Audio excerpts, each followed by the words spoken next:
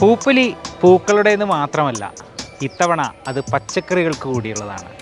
വളരെ വ്യത്യസ്തമായ കാഴ്ചയാണ് ഇത്തവണത്തെ പൂപ്പൊലിയിൽ പച്ചക്കറി വിളകൾ കൊണ്ട് ഇവിടെ തയ്യാറാക്കിയിരിക്കുന്നത്. വളരെ മനോഹരവും വ്യത്യസ്തവും കൗതുകം നിറഞ്ഞതുമായ ഒരു വളരെ ആസ്വദിക്കാൻ, അതായത് നമുക്ക് പച്ചക്കറി നമുക്കറിയാം, പച്ചക്കറിയൊക്കെ നമ്മൾ വീട്ടിലൊക്കെ ഉപയോഗിക്കുന്നതാണ് അല്ലേ.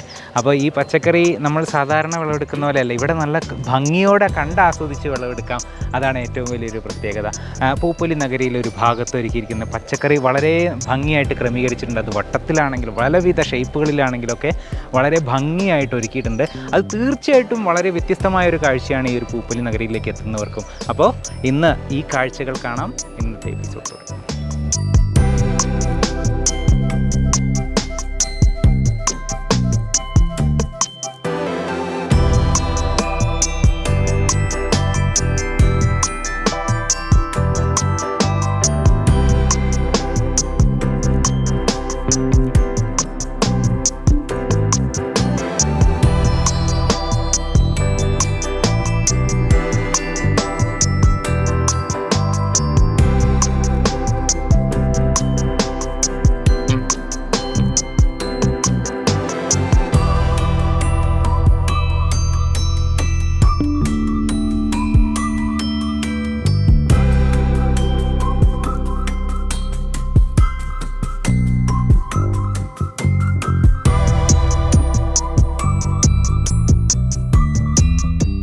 എൻ്റെ പേര് ശ്രീരേഖ MV. ഞാൻ അമ്പലവയൽ പ്രാദേശിക കാർഷിക ഗവേഷണ കേന്ദ്രത്തിൽ ഹോർട്ടിക്കൾച്ചർ വിഭാഗത്തിൽ അസിസ്റ്റൻറ്റ് പ്രൊഫസറായിട്ട് വർക്ക് ചെയ്യുകയാണ്. അപ്പം ഓരോ പൂപ്പൊലിയിലും നമ്മൾ ഓരോ നൂതന ആശയങ്ങൾ ആവിഷ്കരിക്കാറുണ്ട്. 2026 പൂപ്പൊലിയിൽ അതുപോലെ നമ്മൾ ചെയ്തിട്ടുള്ള ഒന്നാണ് ഫുഡ്സ്കേപ്പിംഗ് എന്ന് പറഞ്ഞു കഴിഞ്ഞാൽ നമ്മൾ ഈ ലാൻഡ്സ്കേപ്പിംഗ് നമ്മൾ ഓർണമെൻ്റൽ പ്ലാന്റ്സ് വെച്ച് ചെയ്യുന്ന പോലെ നമ്മൾക്ക് എഡിബിളായിട്ടുള്ള ലീഫി വെജിറ്റബിൾസ്, അതുപോലെ ശീതകാല പച്ചക്കറികൾ എന്നിവ ഉപയോഗിച്ചുകൊണ്ട് നമ്മൾ ചെയ്യുന്നൊരു പ്ലാന്റിംഗ് സിസ്റ്റമാണ് ഫുഡ്സ്കേപ്പിംഗ് എന്ന് പറയുന്നത്.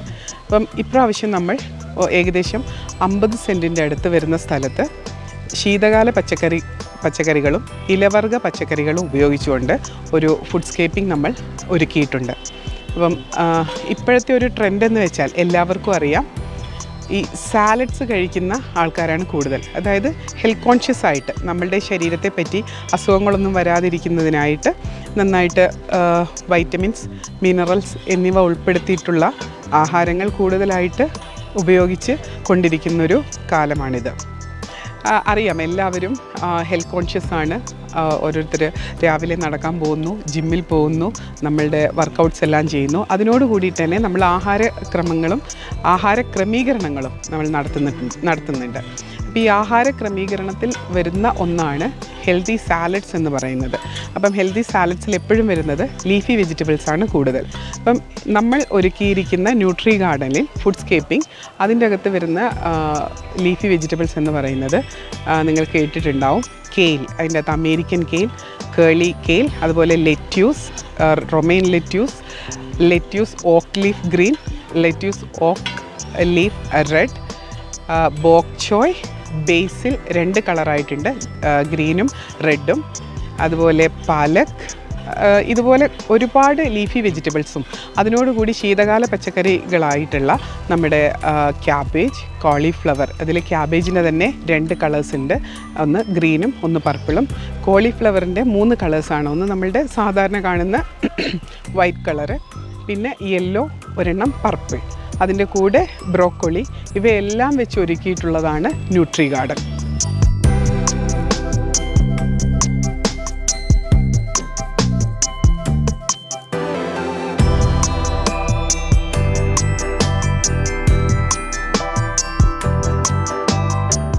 നമ്മുടെ ഇടയിലുള്ള ആളുകൾക്ക് ഒരു അവബോധം ഉണ്ടാക്കുക എന്നുള്ളത് കൂടിയാണ് ഈ ഒരു ന്യൂട്രി ഗാർഡൻ സെറ്റ് ചെയ്തതിൻ്റെ പുറകിലുള്ളൊരു ലക്ഷ്യം എന്ന് പറയുന്നത്.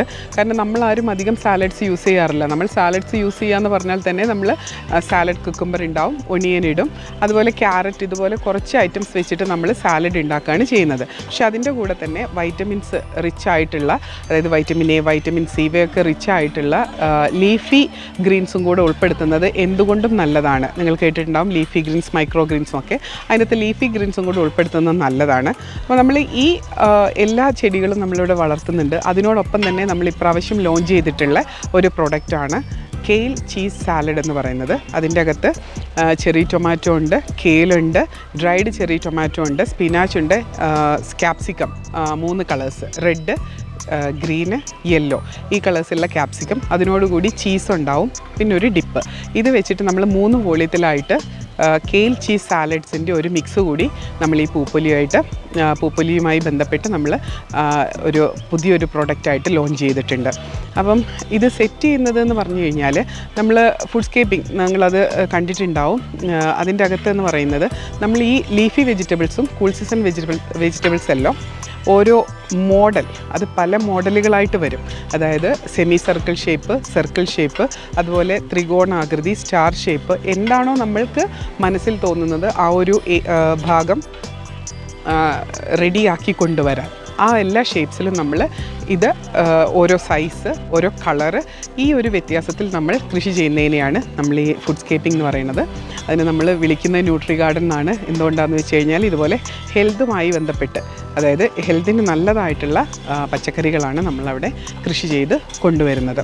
അപ്പം ഇത് സെറ്റ് ചെയ്യുമ്പോൾ തന്നെ നമ്മൾ ആദ്യം ശ്രദ്ധിക്കേണ്ടത് എന്താണെന്ന് വെച്ചാൽ നമ്മൾ ഇതിൻ്റെ സീഡ്സ്, നല്ല സീഡ്സ്, അതായത് ഹൈ ഈൽഡിങ് വെറൈറ്റീസ് അല്ലെങ്കിൽ ഹൈബ്രിഡ് ആയിട്ടുള്ള സീഡ്സ് നമ്മൾ സെലക്ട് ചെയ്ത് നമ്മൾ തൈകൾ ഉണ്ടാക്കണം പ്രോട്രയിൽ വെച്ചിട്ട്. അപ്പോൾ ഇവിടെ RARSൽ ഇൻഡോ ഡച്ച് പ്രൊജക്റ്റ് ആയിട്ടുള്ള centre of excellence four vegetables and flowers എന്ന് പറഞ്ഞൊരു യൂണിറ്റ് നമ്മൾക്കുണ്ട്. അവിടെ ഒരു സമയം 10 ലക്ഷത്തോളം തൈകൾ ഉൽപ്പാദിപ്പിക്കുവാനുള്ള സൗകര്യം കൂടി നമ്മൾക്കുണ്ട്. അപ്പം സീഡ്സ് നമ്മൾ കളക്ട് ചെയ്യുന്നു. സീഡ്സ് കളക്ട് ചെയ്തിട്ട് ഈ യൂണിറ്റിൽ കൊണ്ടുവന്നിട്ട് നമ്മൾ പ്രോട്രേകളിൽ സീഡ്സ് ഇട്ട് സീഡ്ലിങ്സ് ആക്കി അതൊരു 20 to 22 ദിവസം ആകുമ്പോഴത്തേക്കും മെയിൻ ഫീൽഡിലേക്ക്, അതായത് നമ്മൾക്ക് എവിടെയാണോ ഉദ്ദേശിക്കുന്ന സ്ഥലം എന്ന് വെച്ച് കഴിഞ്ഞാൽ അവിടെ നമ്മൾക്ക് പ്ലാന്റ് ചെയ്യാനുള്ള ഭാഗമാവും. ആ സ്ഥലം നമ്മൾ ഒരുക്കിയെടുക്കണം.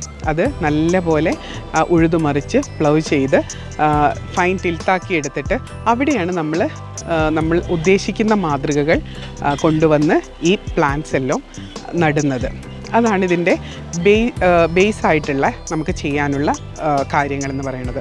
അപ്പം ഒരു കാര്യം കൂടി ശ്രദ്ധിക്കണം, ഇത് ഷെഡ്യൂൾ വെച്ച് നമ്മൾ ഇത് വളർത്തിക്കൊണ്ട് വരണം. ഒരു സമയമാവുന്നത് വരെ നമ്മളിതിനെ നന്നായിട്ട് പരിപാലിക്കണം.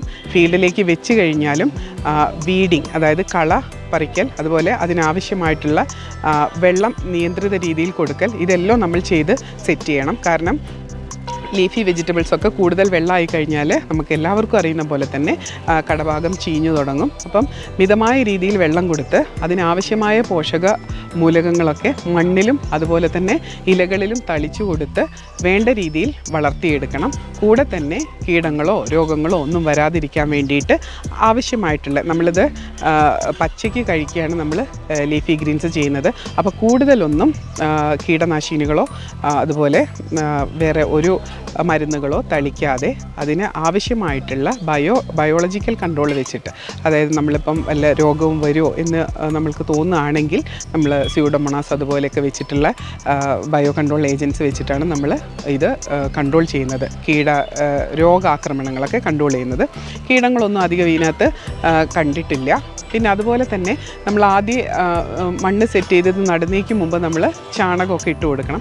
ആ ചാണകം നമ്മളിതുപോലെ ട്രൈക്കോഡെർമ എൻറിച്ച് ചെയ്തിട്ടുള്ള ചാണകപ്പൊടിയാണ് ഇടുന്നതെങ്കിൽ ഈ ലീഫി ഗ്രീൻസിൽ, അതായത് ഈ പച്ചക്കറികളിലെല്ലാം വരുന്ന രോഗങ്ങളെ നമുക്ക് ഒരു പരിധി വരെ അത്യാവശ്യം നല്ല രീതിയിൽ തന്നെ തടയാൻ പറ്റും.